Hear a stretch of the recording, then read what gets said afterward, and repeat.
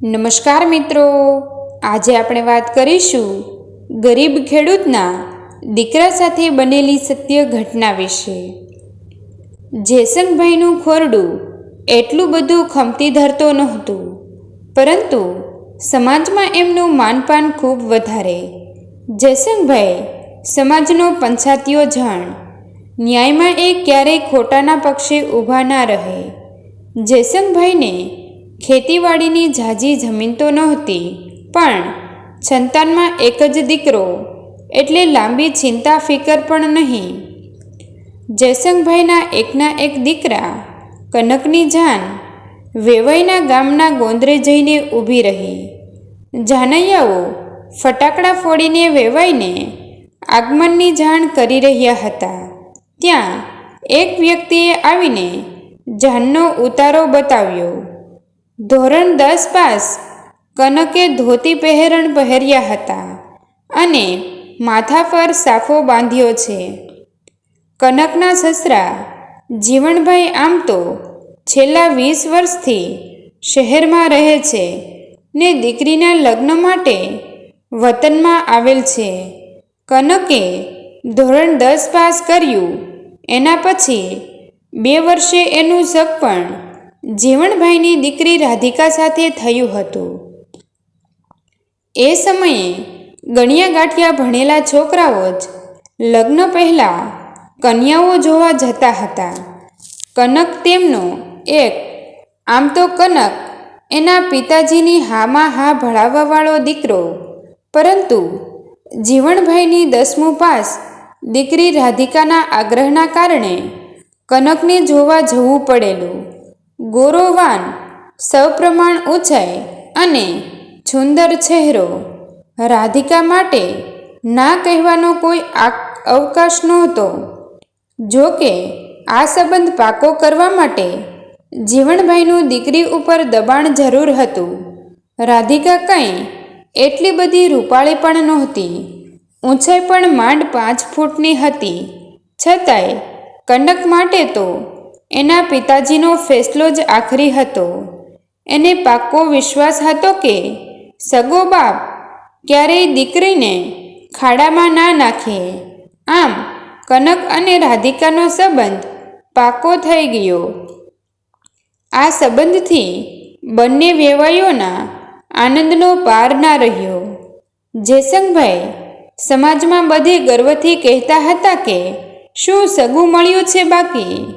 વહુ 10મી પાસ છે, એમાંય પાછી શહેરમાં રહેવાવાળી, મારો પરિવાર સુધરી જશે। બીજી બાજુ જીવણભાઈ પણ એટલા જ ફૂલાઈને ફરતા હતા। 5મા પૂછાતા વેવાઈ મને મળ્યા છે। શહેરની કન્યા મળતા કનક પણ વિચારોમાં ખોવાયેલો રહેતો હતો અને એટલે જ તો કનકે ખેતીને બાજુમાં રાખીને કંઈક બીજું સાહસ કરવાનું મનોમન નક્કી કરી લીધું। વિચારના અંતે કનકે નક્કી કર્યું કે હીરાનો ધંધો અત્યારે ખૂબ ફૂલ્યો ફાલ્યો છે, એટલે એમાં ઝંપલાવી દઉં। પિતાજીને સમજાવીને કનકે 15 વીઘા જમીન પૈકીની 10 વીઘા જમીન ગીરવે મૂકીને નવસારી ખાતે હીરાની ઘંટીઓ નાખવાનું નક્કી કરી લીધું। જેસંગભાઈ પણ દીકરાના આ નિર્ણયથી ખુશ થઈ ગયા। એમના મનમાં એમ હતું કે આ ધંધો અત્યારે ખોટનો નથી, અને બીજું એ કે ભણેલી ગણેલી અને શહેરમાં રહેલી વહુ આવવાની છે, તો એને પણ શહેરમાં ફાવશે તો ખરું। નવસારીમાં હીરાની ઘંટીઓ નખાઈ ચૂકી હતી। મુહૂર્ત જોઈને ધંધો શરૂ કરવાનો હતો। એ વખતે જ કનકના લગ્ન લેવાયા। જાન ઉતારે પહોંચી। જીવણભાઈએ દીકરીને રંગે છંગે પરાવવા માટે ખાચો એવો ખર્ચ કર્યો હતો। મંડપ અને છોરીનું સુશોભન જોઈને આખા ગામના લોકો તેમજ સગા વહાલા મોંમાં આંગળા નાખી ગયા હતા। તો જમણવારમાં પણ મિષ્ટાન અને અન્ય વાનગીઓનો પણ પાર નહોતો. ટૂંકમાં જીવણભાઈએ તેમની પરિસ્થિતિ કરતાંય વધારે ખર્ચ કરેલો સ્પષ્ટ દેખાઈ આવતો હતો. જાનપક્ષને શરબત અને ચા પીરસાયા. વરનું સામૈયું થયું અને વર ચડાવવાની તૈયારીઓ શરૂ થઈ. અનવરે કનકને બરાબરનો તૈયાર કરી દીધો, પરંતુ કન્યા પક્ષ તરફથી હજી કોઈ સંદેશ ના આવ્યો. અડધો કલાક અને 1.5 કલાક વીતી ગયો. કન્યા પક્ષમાં દોડધામ મચી ગયેલી સ્પષ્ટ દેખાઈ આવતી હતી. છેવટે જાનને ઉતારે ખબર પડી જ ગઈ કે કન્યાનો અતોપતો નથી. 1.5 કલાક પહેલાં નીકળેલ ગામના પોલીસ પટેલની જીપકાર અને 4-5 ટ્રેક્ટરો પરત આવી ગયા હતા. હાફળા ફાફળા બનીને જેસંગભાઈ વેવાઈના ઘેર ઘસી ગયા. ત્યાં જઈને જોયું તો વેવાઈ, વેવાણ અને વેવાઈના 2 દીકરા નીચા મોં કરીને સતત રડી રહ્યા હતા. જેસંગભાઈ શું બોલે? તેઓ પણ ગમગીન બની ગયા. રાંધેલા ધાન રોળાઈ રહ્યા હતા. છોરી એકલી અટુલી વિલાઈ રહી હતી. લગ્નના શણગાર સજેલી રાધિકા ભાગી ગઈ હતી.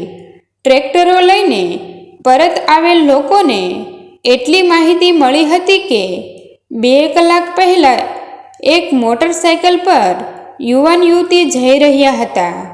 યુવતીએ લગ્નના કપડાં પહેરેલ હતા. જો કોઈ પોલીસ પટેલની જીપકાર તો શહેર સુધી જઈ આવી હતી, પરંતુ કોઈ વાવડ નહોતા મળ્યા. આખરે જેસંગભાઈએ જ જીવણભાઈને આશ્વાસન આપીને શાંત કર્યા. હવે કોના ગળે કોળિયો ઉતરે? નાના બાળકો સિવાય સૌ કોઈ ભૂખ્યા જ રહ્યા. હવે શું કરવું? જેસંગભાઈ ચિંતામાં ગરકાવ થઈ ગયા. કુંવરી જાન પરત જાય એના કરતાં તો મરી જવું સારું. જેસંગભાઈને કંઈ સૂઝતું નહોતું. જે સમાજમાં 18-19 વર્ષે લગ્ન લેવાઈ જતા, એ સમાજમાં કનક અત્યારે 22 વર્ષનો થઈ ચૂક્યો હતો. એને અનુરૂપ કન્યા ક્યાં શોધવી?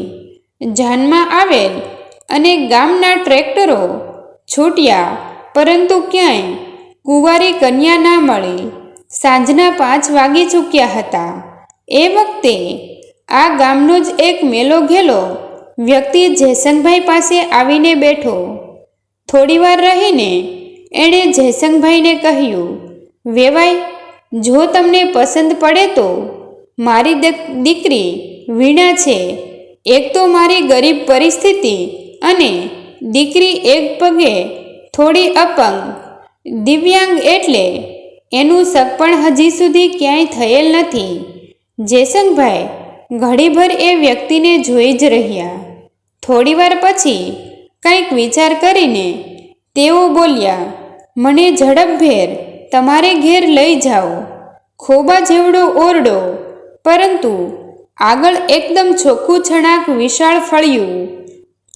ઘેર જતાં જ આધેડ સ્ત્રીનો મધ મીઠો આવકારને લંઘાતા પગવાળી યુવતીનું પાણીના લોટાથી સ્વાગત. 5 જ મિનિટમાં જેસંગભાઈ બોલી ઉઠ્યા, માંજી વેવાઈ, મારા દીકરા માટે તમારા ઘેર માગું નાખું છું. રાધિકા માટે તૈયાર થયેલી છોરીમાં જ વીણા અને કનક લગ્નના બંધને બંધાયા.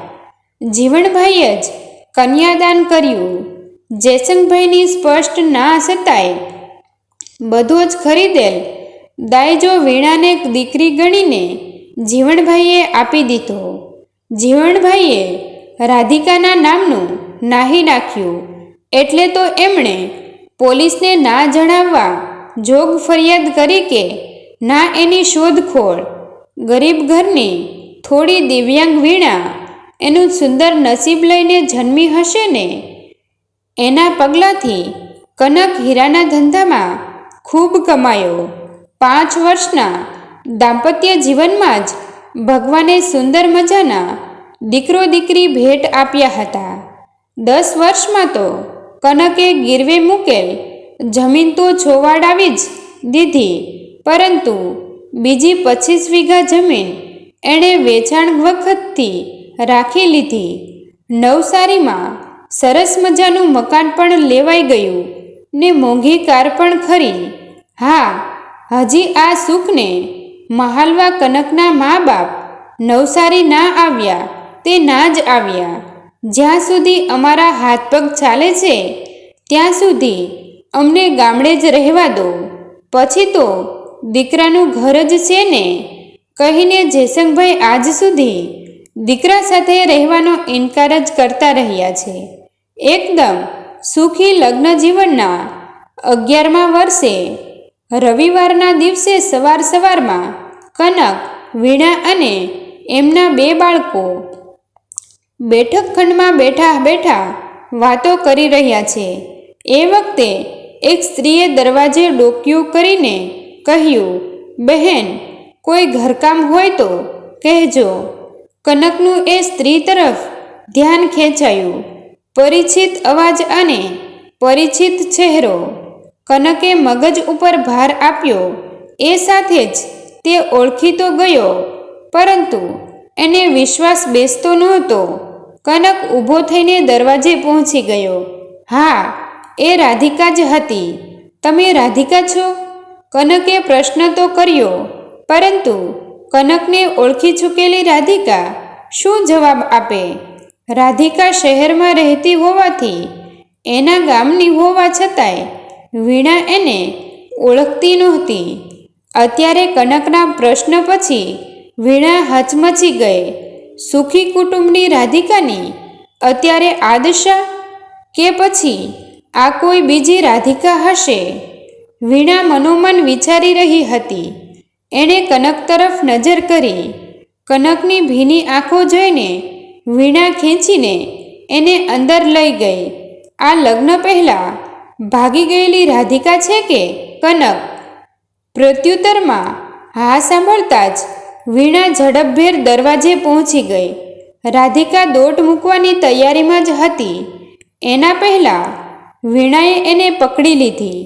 વીણા રાધિકાને ખેંચીને અંદર લઈ ગઈ.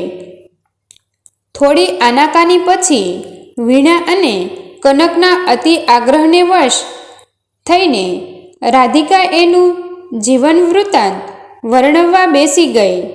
અમદાવાદમાં પિતા જીવણભાઈની સોસાયટીની નજીકની સોસાયટીમાં રહેતા હરેશ નામના યુવક સાથે પ્રેમ થયો. હરેશ સ્નાતક થયેલ યુવક હતો. એ વખતે કનક એને ગામડિયો લાગતો હતો. પિતાજીના કારણે એ સંબંધ બાબતે ઇનકાર નહોતી કરી શકી.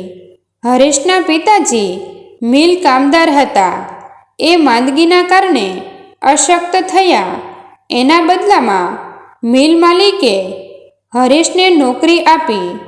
એ જ વખતે એ લગ્ન પહેલાં હરેશ સાથે ભાગી ગઈ હતી. એણે ભાગીને હરેશ સાથે લવ મેરેજ કરી લીધા. સમયની કેવી બલિહારી કહેવાય. લગ્ન જીવનના 5મા વર્ષે જ મિલમાં હરેશનો એક પગ મશીનમાંથી આવી ગયો. મિલ માલિકે તો હરેશના બદલે તેના નાના ભાઈને નોકરી આપી. થોડા રૂપિયા પણ આપ્યા. હરેશના મા બાપે એને થોડો રૂપિયા આપીને અલગ કરી દીધો. રાધિકા 2 બાળકોની મા બની. હરેશ અને રાધિકા અમદાવાદ છોડીને નવસારી આવ્યા. ત્યાં હરેશે હીરાના કારખાના પાસે છાની લારી કરી. છાની લારીમાં માપસરની આવક થતી હતી. બીજી બાજુ મોટા થયેલ બાળકોના શિક્ષણ માટે રાધિકાએ 3 ઘરના ઘરકામ બાંધ્યા. હમણાં જ એક ઘર માલિક બીજે ક્યાંય રહેવા ગયેલ હોવાથી રાધિકા નવીન ઘરકામ માટે કનકના જ ઘરે આવી ચડી. એને ખબર જ નહોતી કે કનક અહીં રહે છે. રાધિકા, તમે તો ભાગ્યા ત્યારે ખાચા એવા ઘરેણાં પણ લઈ ગયા હતા. કનકે સહજ ભાવે પૂછ્યું. એકદમ ઢીલી થઈને રાધિકાએ પ્રત્યુત્તર આપ્યો. 2 વખત હું ખૂબ ગંભીર રીતે બીમાર થઈ ગઈ હતી. એમાં વેચાઈ ગયા. ઘડીવાર ખામોશી છવાઈ ગઈ. વીણાએ કનક તરફ જોયું. થોડીવાર રહીને એ બોલી, કનક, તમે રાધિકાના પતિને હીરા નહીં શીખવાડી શકો. કનકે હકારમાં ડોક હલાવી. એ સાથે જ વીણા બોલી, રાધિકાબેન, તમે ચિંતા ના કરો. તમારા પતિ 4 મહિનામાં તો હીરા ઘસવાનું શીખી જશે. એ 4 મહિનાનો ઘર ખર્ચ અમે લોકો આપીશું. રાત્રે કનક વીણાને કહ્યા વગર ના રહી શક્યો. કેમ આટલી ઉદાર બનવા માગે છે વીણા? બસ એટલા માટે કે એ સ્ત્રી એક વખત મારા પતિ સાથે સંબંધે બંધાયેલ હતી. એની ગરીબી અને વિવશતા મારાથી સહન ના થઈ શકે. કનક. મિત્રો, તમને જો આ વિડીયો પસંદ આવ્યો હોય તો વિડીયોને લાઈક અને તમારા અન્ય સગા સંબંધી મિત્રો સાથે વિડીયોને શેર કરવાનું ભૂલતા નહીં. અને આવા જ નવા જીવન ઉપયોગી, જીવનમાં કંઈક નવું કરવાની પ્રેરણા મળે તેવા વિડીયો જોવા માટે અમારી ચેનલ સાથે બન્યા રહો. થેન્ક યુ મિત્રો. મળીએ છીએ એક નવા વિડીયો સાથે. આભાર.